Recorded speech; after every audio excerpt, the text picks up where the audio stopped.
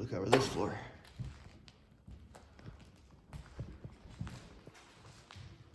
Oh, look at this wallpaper. I know. Look at that bathroom.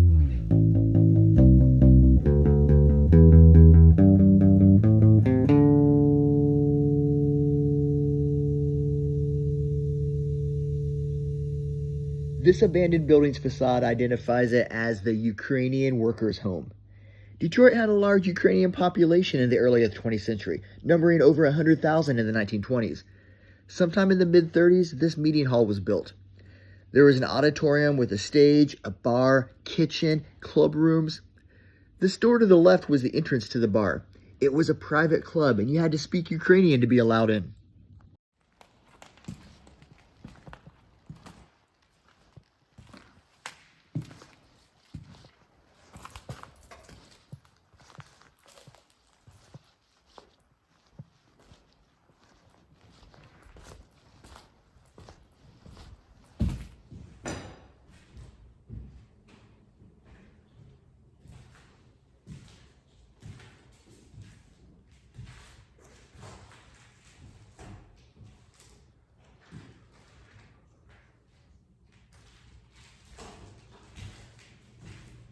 Like the tile in the bathroom's all ornate.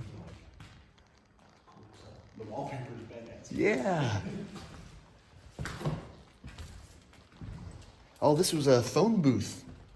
Yeah. Yeah. The phone calls and back in the day.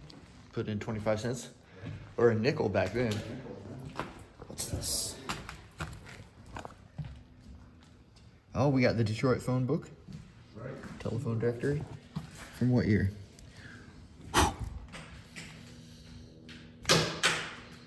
September 1980. Oh shit.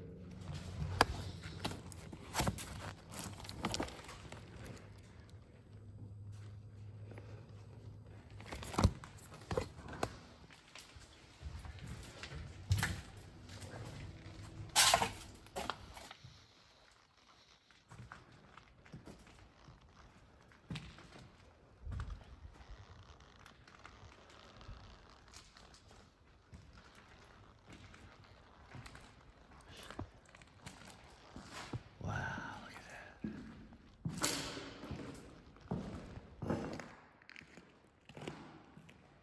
This auditorium was used for speakers, presentations, concerts, parties. In the 80s, the Ukrainians would rent this hall out to anyone who needed a place to host an event, as long as they could pay the deposit.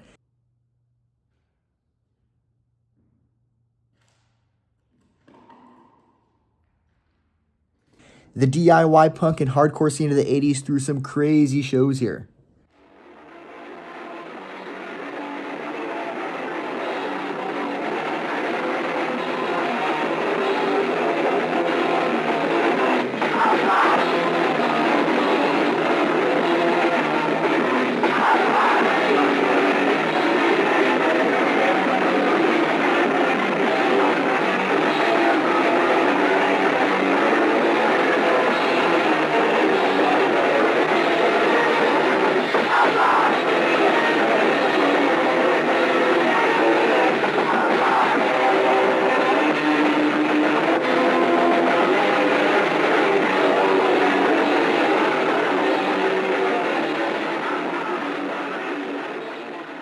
Check out this flyer from a past hardcore show. The venue is called the Ukrainian American Center, and the address says Hamtramck, although the building sits on the north side of the city's border, so it's technically Detroit. The show was held on January 15th, but the year is not recorded. We can take a look at the headlining band, Negative Approach. This Detroit hardcore band was active from 1981 to 84. For opening acts, they brought in a straight edge band from Boston called SSD Control, and Washington, D.C. hardcore act Government Issue. These bands were both active and touring in the early 80s, though G.I. kept going a bit longer through 89. In 1982, January 15th fell on a Friday. In 83, the 15th was on a Saturday. So I'd say it's a safe bet this flyer was for a show held in 1982 or 83. It gives us a fantastic snapshot of what was a pretty important, though overlooked, music venue.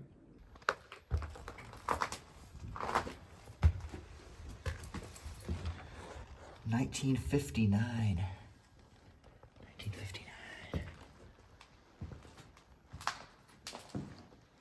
Now the Ukrainian workers' home just sits here, abandoned for who knows how long. Empty except for a mountain of discarded tires, some really cool graffiti, and the ghostly echoes of mosh pits of the past.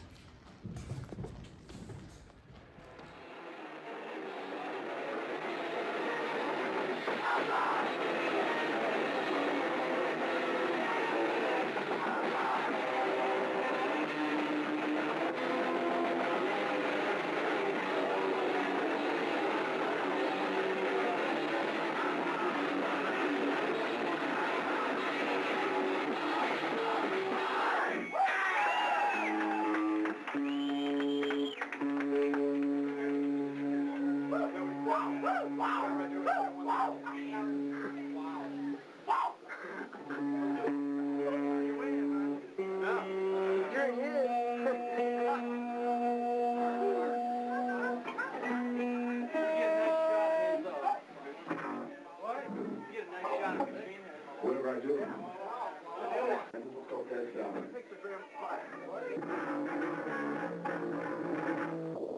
down.